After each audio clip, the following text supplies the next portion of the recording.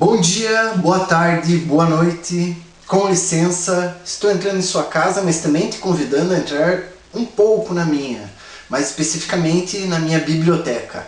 Eu sou o professor Felipe Pacheco Brich e irei apresentar nesse vídeo duas técnicas que distinguem o desenho e a ilustração.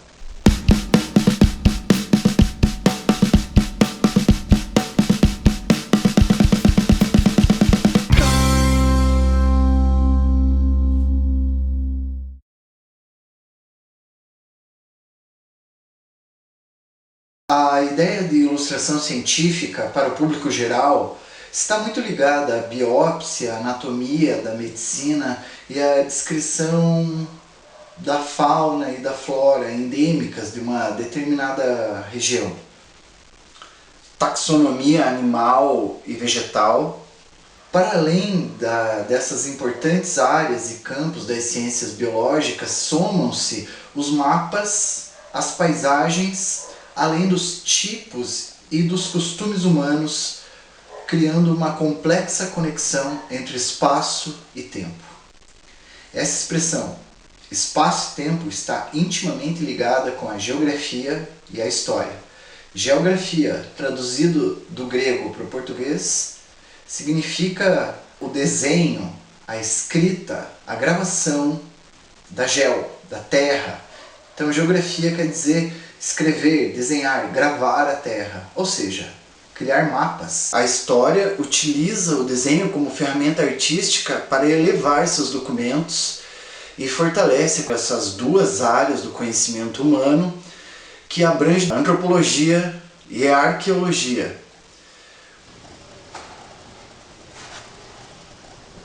O olho humano percebe detalhes no desenho que a fotografia não consegue traduzir tão bem como profundidade de campo e a exposição panorâmica. Mesmo estruturas biológicas e superfícies de vírus, depois de fotografadas por microscópio, são desenhadas a fim de comunicarem melhor com seus processos de desenvolvimento.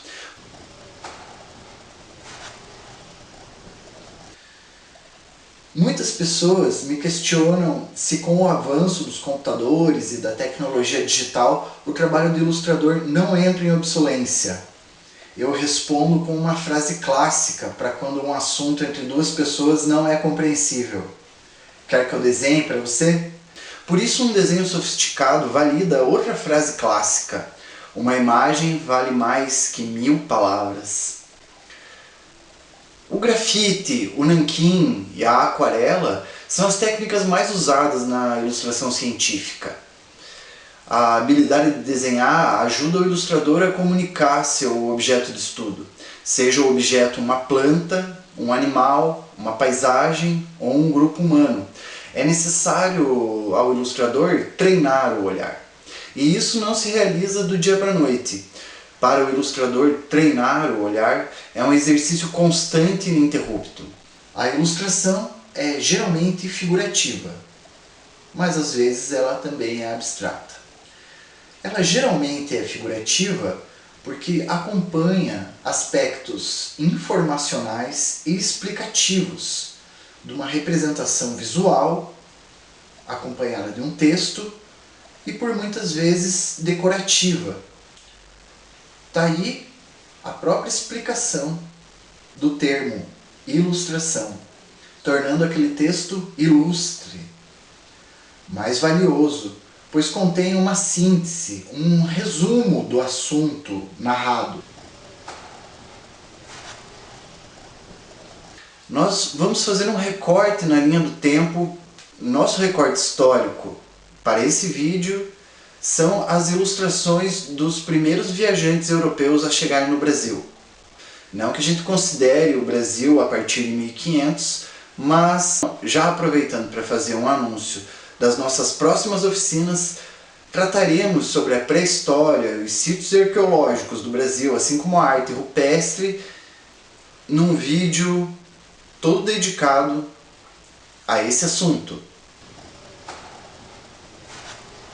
As minhas primeiras aparições profissionais são desenhos em revistas de medicina, esse daqui,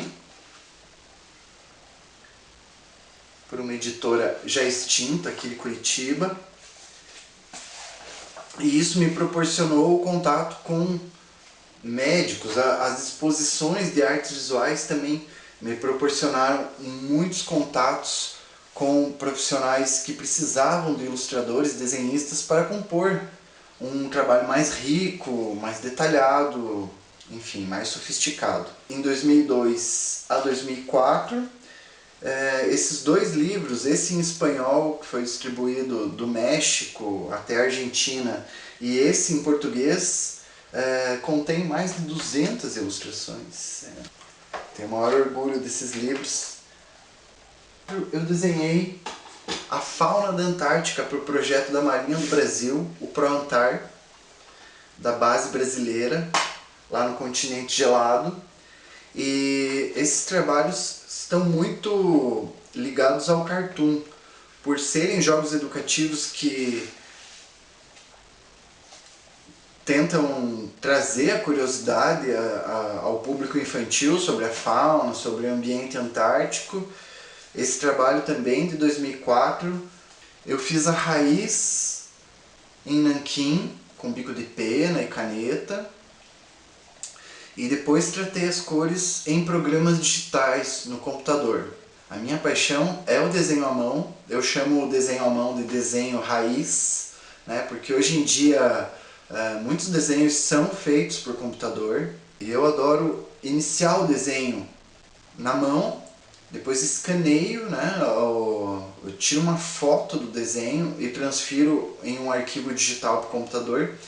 E esse tratamento das cores é muito utilizado por ilustradores e designers da contemporaneidade. Vou apresentar aqui uma coleção.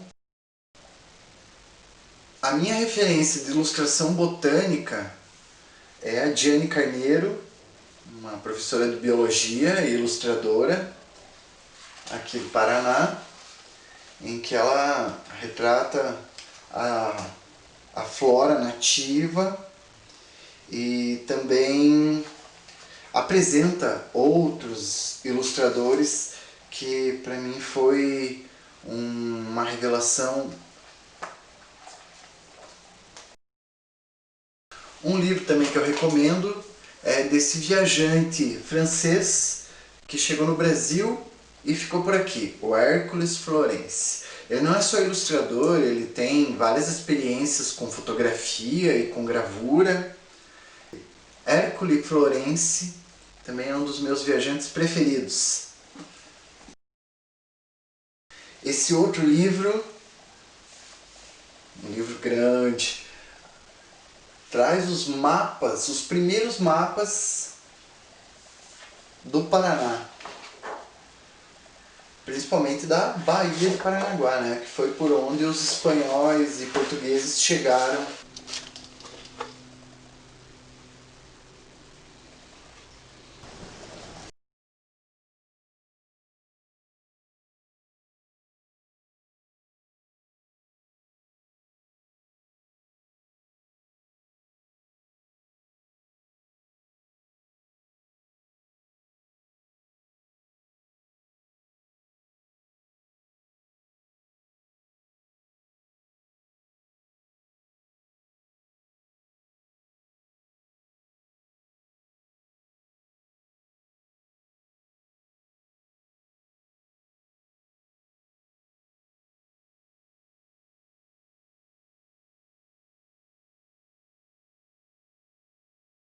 A primeira técnica que eu vou apresentar aqui é nanquim aguada. Essa técnica eu utilizei em dois livros que eu ilustrei, as duas edições, uma de 2015 e outra de 2018. Os livros são a mesma história, mas com vários acréscimos da primeira para a segunda edição. Em 2018 ele ganha esse formato menor, mas com mais páginas e com novas ilustrações. É uma história para toda a família, não tem restrição de idade E ele teve 2 outros pequenos livros acompanhando. Esse aqui é um caderno de sugestões de atividades para professores.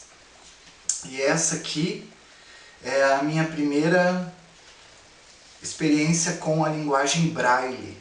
Então é um livro tátil, onde os cegos podem ler a história e tem a descrição textual das imagens. O Braille. Essas 2 experiências eu pude obter uma maior diversidade dessa técnica tão antiga. Como o próprio nome da técnica demonstra, a aguada é a utilização da tinta nanquim pura com alguns estágios de mistura com água, criando uma gama de cinzas. Sim, ouvi muita piadinha dos 50 tons de cinza explicando essa técnica nos lugares por onde o livro foi lançado.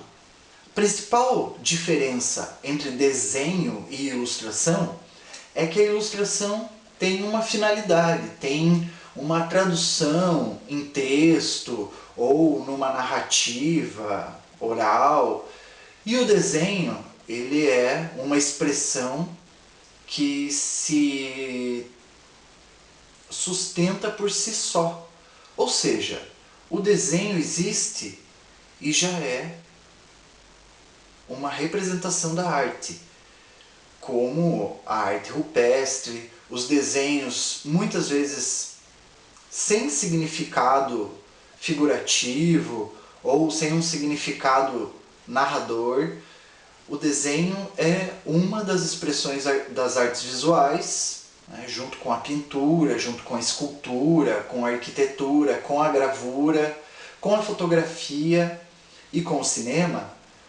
As artes visuais têm o desenho e a pintura como as suas primeiras manifestações. E isso que diferenciou a humanidade dos outros animais da natureza. O desenho e a pintura rivalizam e são unidos até hoje na arte contemporânea com essa discussão, com esse debate de quem veio primeiro, se o desenho é pintura, se a pintura é desenho. E esse debate, essa narrativa acompanha toda a nossa história humana.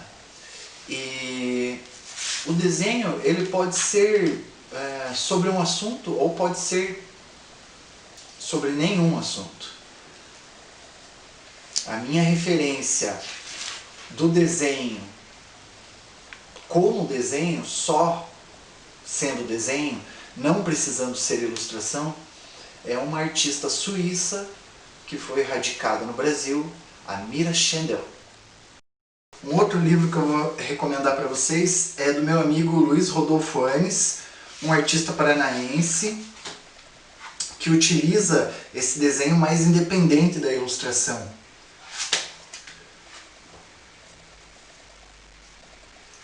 Esse livro vocês podem encontrar nas bibliotecas das cidades de vocês. É um livro muito lindo. Então, para fazer a técnica da aguada, o que você precisa são materiais e ferramentas. Eu separei aqui alguns desenhos que eu já tinha criado eles anteriormente. Meus pincéis, o nanquim, muita gente deve conhecer essa tinta bem preta, de origem vegetal, que na aguada a gente vai distribuir algumas medidas diferentes em cada recipiente. É bem legal porque dá para ver as diferentes tonalidades que você forma, é bem adequado. Então, muito cuidado nessa hora para não derramar nanquim em lugares indevidos. Quanto mais água misturada com a tinta, mais clara a cor vai ficar. De extrema necessidade na aguada são alguns guardanapos, o papel higiênico também vai servir muito bem para essa finalidade, e um paninho. Eu recomendo os pincéis com cerdas bem moles. Quanto mais flexível esse recipiente aqui, vai ter uma água, vai ter uma tinta bem dissolvida na água, o que nos levará a um tom bem mais claro. Vamos ver aqui.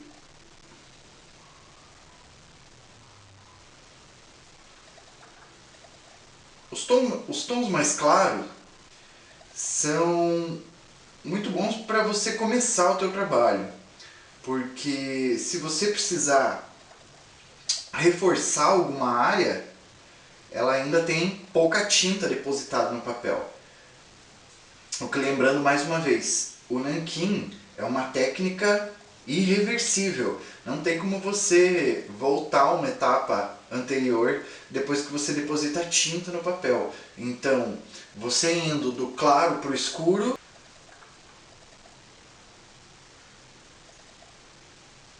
da figura, já tendo essa primeira camada da tinta dissolvida aqui na água, eu posso já ir planejando as próximas etapas, aonde irão se concentrar as áreas mais escuras. Lembrar sempre de, quando você não estiver usando o nanquim, tampar o recipiente, porque pode acontecer um acidente e todo esse trabalho, que demorou aqui apenas alguns minutos, pode se transformar em horas de limpezas e refazendo um trabalho. Bom, outra é você cuidar. Outra sugestão para você não precisar trabalhar dobrado é que entre o recipiente e teu objeto deve haver sempre muita proteção para que esse papel permaneça intacto, né? A não ser com a tinta que você controladamente deposita. Algumas áreas do papel ainda estão bem molhadas e você pode aproveitar para criar um outro efeito. Ainda com a tinta que tem pouco pigmento, você desliza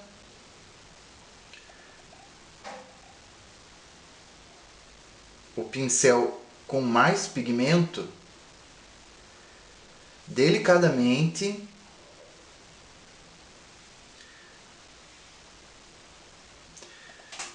para você criar uma área em que essas tintas se encontrem, essas tintas de diferentes tonalidades irão criar um campo misto em que a tinta com mais pigmento vai entrar na área da com menos e vice-versa.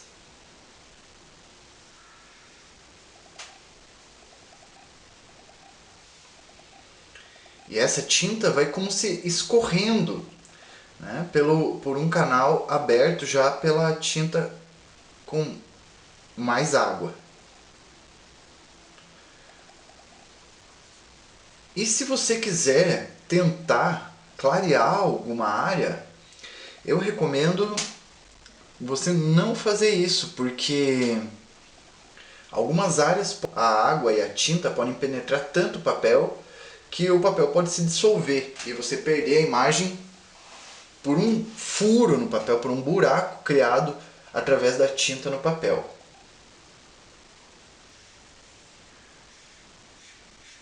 Aqui nesse nanquim tem bem pouca tinta e vamos para o nanquim 2, que seria esse aqui. Ele tem um pouco mais de pigmento, mas apresenta grande quantidade de água também. Ó, já dá para sentir a diferença, né? Do 1 para o 2. Agora vamos para o 3. Olha lá. Já é uma tinta bem carregada de pigmento. 3. E é claro, a tinta 4 é o meu nanquim puro. Bem diferente dos outros 3 anteriores.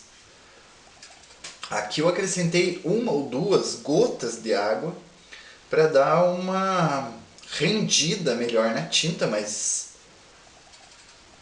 foi uma preferência que eu fiz. Você pode usar o nanquim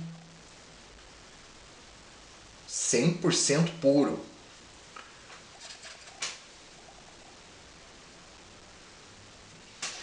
Aí temos uma gama bem diferente. Vou colocar aqui o 2 e o 1 para ficar mais visível. Bom, esse tempo que eu demonstrei a quantidade de pigmento em cada um dos recipientes com água, deu tempo para secar as linhas anteriores. E agora, dando continuidade ao nosso trabalho, vou tentar fazer o olho aqui numa área muito sensível, em que não se admite erros. É o olho do gato. Vai ter os cílios aqui também, né? O gato tem cílios bem grandes. Esses primeiros 3 tons, eles dão uma noção de profundidade e movimento muito realistas dentro do que a gente entende por desenho. O olho humano entende que é um desenho, mas as referências das sensações de profundidade são atingidas por esse efeito do nanquim.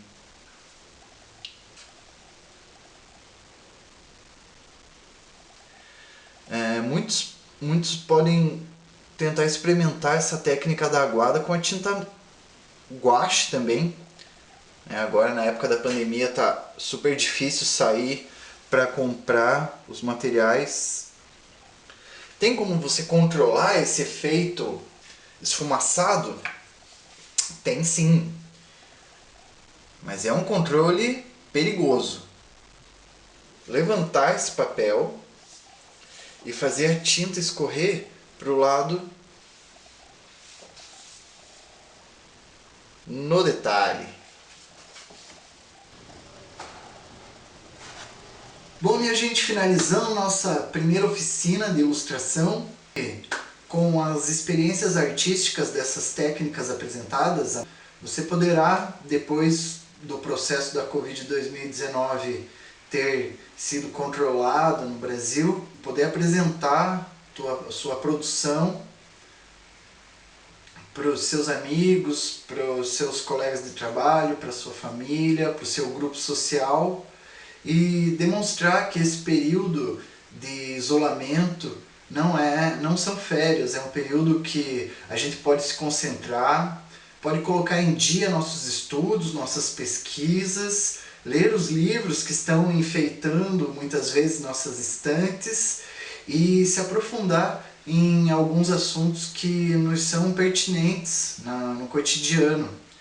E a exposição dessa produção, você pode ter o orgulho de falar em seu grupo social que foi feito em casa.